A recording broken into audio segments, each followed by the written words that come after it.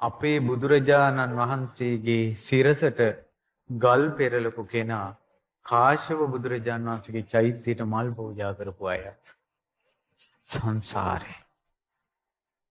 කාශ්‍යප බුදුරජාණන් වහන්සේගේ සෑයට මල් මාලා පූජා කළා නල්ල බිම තියලා වඳින උපාසකයා ගෞ ඊළඟට බුදු වෙන බුදුන්ගේ හිසට ගල් පෙරළුවා.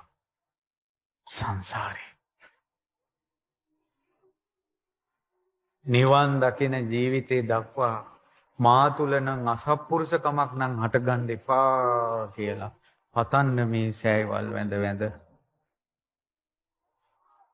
නිවන් දකින ජීවිතේ දක්වාම සත්පුරුෂයෙකුට නම් මගේ හිත එරෙහි වෙන්න එපා කියලා පතන්න.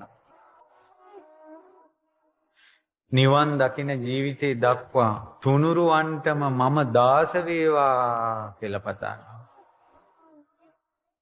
නිවන් දකින ජීවිතේ දක්වා මුළු හදවතින්ම මම බුදුරජාන් වහන්සේ සරණ යමි. ධර්මයේ සරණ යමි. සංඝ රත්නයේ සරණ යමි කියලා පතන්න.